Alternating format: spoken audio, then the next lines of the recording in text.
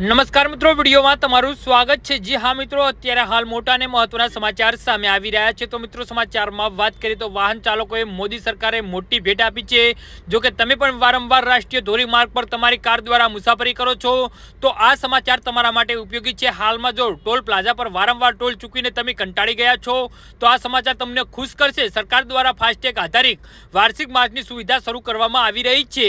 જી હા મિત્રો, માર્ગ પરિવહન અને રાજ્ય માર્ગ મંત્રી નીતિન ગડકરીએ એક્સ પોસ્ટમાં વિશે માહિતી આપી છે કે તેમણે પોતાની પોસ્ટમાં જણાવ્યું હતું કે સરકાર 3000 રૂપિયાને ફાસ્ટેગ આધારિત વાર્ષિક માસની સુવિધા શરૂ કરી છે। આ પાસ 15 ઓગસ્ટથી જારી કરવામાં આવશે ને તે ફક્ત બિનવાણિજ્યક ખાનગી વાહનો માટે જ જારી કરવામાં આવશે।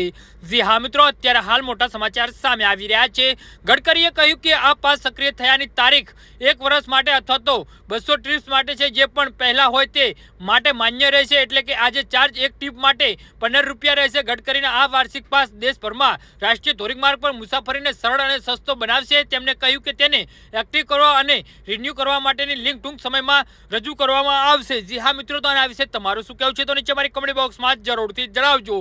વિડીયો પૂરો જોવા બદલ તમારો ખૂબ ખૂબ આભાર।